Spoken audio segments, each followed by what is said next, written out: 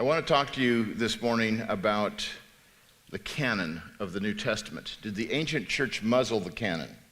And what we mean by the canon is those books that belong in the text of the New Testament, the 27 books that we would call the New Testament Scripture.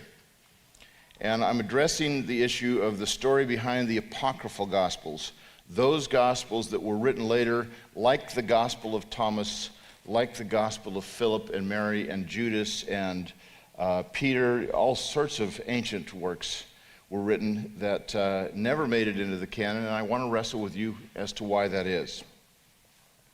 And so I want to start by talking to you about the impulse for apostolic authorship. The church, the early church, obviously wanted to see its books written by apostles, if at all possible. What's really significant here is that all of our Gospels were originally anonymous works. They did not have the names of Matthew, Mark, Luke, and John on them. They only put those names on as soon as somebody came across two Gospels and they said, well, this Gospel is different from this one, so what do we call it? And there was a good sense, a good tradition already that went back to the original authors, I believe, where they said, this is the Gospel according to Matthew, and this is the one according to Mark, etc. But those works were anonymous. Now, when you get into the second century, what's really interesting is that anonymity seems to disappear. You have the Gospel of Thomas, and it says it's by Thomas right from the get-go. The Gospel of Philip, the Gospel of Judas, and all these other works where those apostolic names were put onto the books to give them an authority that they did not otherwise have. And so there is this impulse for apostolic authorship where the church wanted to see that, but they stopped short. The Orthodox Church stopped short if there was not really enough evidence to argue for that. And so consequently, our second gospel, the Gospel of Mark, the earliest tradition suggests that Mark got that gospel from Peter himself. And yet no one called this the gospel according to Peter. It was the gospel according to Mark. And consequently, this is one of the evidences that really helps us to understand why the New Testament books are in and other books are not. Those books had a certain intrinsic authority to them that was recognized by the church, while the other books that were trying to get into acceptance by the Christian community in the second century didn't have that intrinsic authority. So if you're going to write a book and you're writing 100 years after some apostle died, and you want to present those ideas as though they were by that apostle, how do you get it to be accepted? Well, you put his name on it. And then say, hey, I found this in the attic of my house, and here it's an old book, and this must really be by Thomas. So that's the impulse that we see in the second century especially. Now, there were numerous books besides the 27 in the New Testament that were attributed to apostles and their associates. As already mentioned, there's the Gospels of Thomas and Mary and Philip and Judas and Peter and Bartholomew, all sorts of works that were not really by these people. There's also other kinds of books like the Acts of Peter and Paul's letter to the Laodiceans. You all read that in your New Testament, right? Paul's letter to the Laodiceans. And 3rd Corinthians. Not just 1st and 2nd Corinthians, but 3rd Corinthians. What's interesting is a lot of these works were completely orthodox. That is, they conform to what we would say is what the church should believe and has believed from the beginning.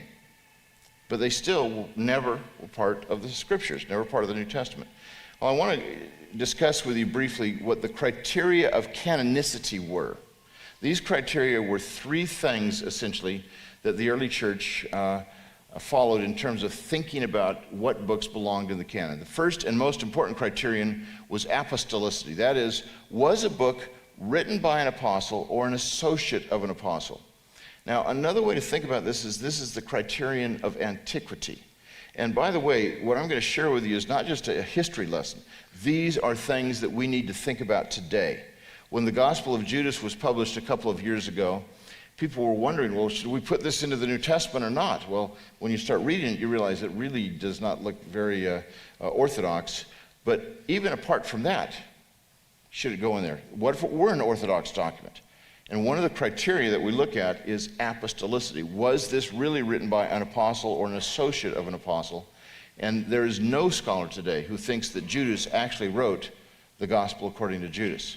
So it loses on this first criterion.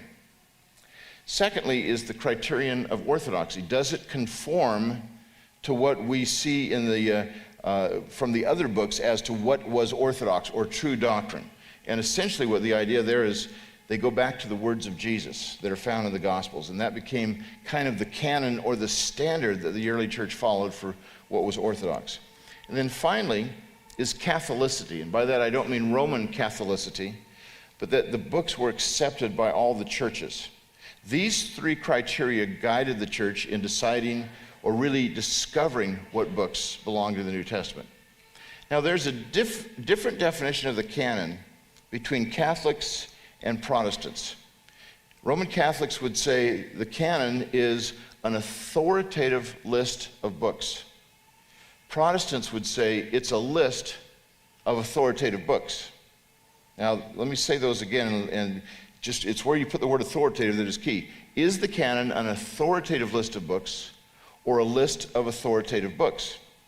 Well, if it's an authoritative list of books, then we need to see some authority that grants that authority to the scriptures. And when you look at the universal church councils, there's not a single council that says this is what is scripture. So there was never a church council that said these are the books, no universal council that said these are the books that go into the New Testament. So we don't have some kind of an authoritative list of books. There's also a problem with the Catholic definition of this, and that is, if you say there's an authoritative list, then there must be some authority that's higher than the New Testament or the Scriptures that gives the New Testament that authority. There actually is an authority higher than the New Testament, but it's not tradition, it's not church councils, it's Jesus Christ himself. He is the canon. He is the standard that the New Testament conforms to, and that's really what the idea of canon is a standard. And so I think what we have for the New Testament books are a list of authoritative books. William Barclay, the great scholar at Edinburgh University for many years, said that the New Testament books were not the sort that people actually could determine what belonged in the New Testament. Rather, they were the sort of books that no one could keep them from getting into the New Testament. They had this intrinsic authority to them that we finally have recognized. And I think that's important for us to realize. They have the ring of truth to them. As we read them, they just seem to bear witness to something that is more important, greater, we might even want to call it inspired, that is part of the text. And so these are the three criteria that were used. Now, what this means is that the early church did not determine which books went into the canon. What the church did was discovered which books were in the canon. And therefore, the Spirit of God guided the church in these decisions in conformity with who Jesus Christ is. So, one of the questions that we want to ask, and we're going to ask two questions this morning, is how did the ancient church view forgeries?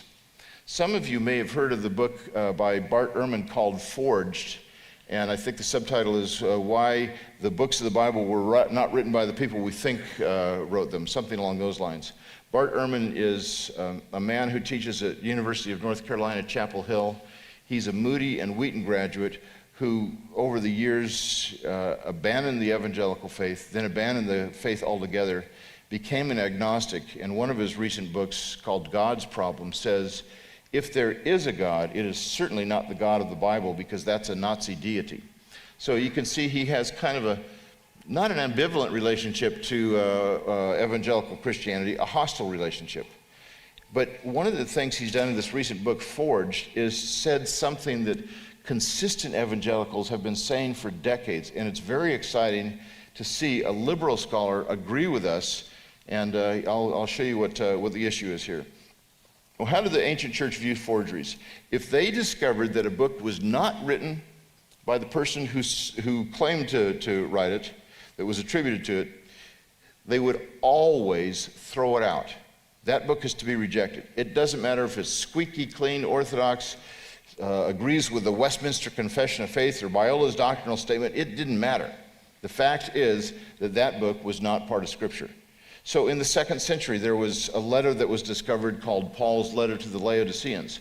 What it was a pastiche from 4 different letters that Paul wrote.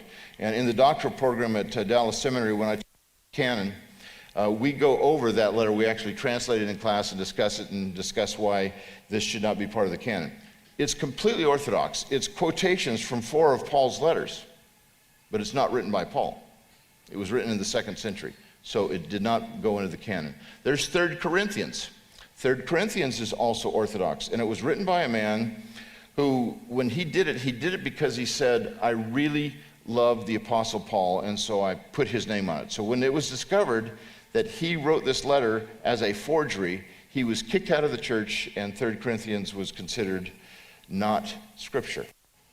Then there's the Epistle of Barnabas, which is considered one of the Apostolic Fathers' documents. It is largely orthodox in its views. That is, it has evangelical doctrine to it, its basic perspective. But nobody thought it was written by Barnabas. And in fact, they said, this is a good book. It's important to read. In the Muratorian canon, which is an early list of what the books of the scriptures were in the 2nd century, it said, Epistle of Barnabas is good. We should read this book. But it's not scripture because it was written in our time, 2nd century. So that's a major criterion. And so if someone wants to say to you, well, why doesn't this book go into the canon? Or you'll hear people say, there's these lost books of the Bible that never made it in and the early church suppressed them. You've all heard that kind of thing. Well, the fact is the early church didn't suppress them because we're talking about 1st century documents. And the 1st century documents are those that are written by apostles or the associates, and those are in the scriptures.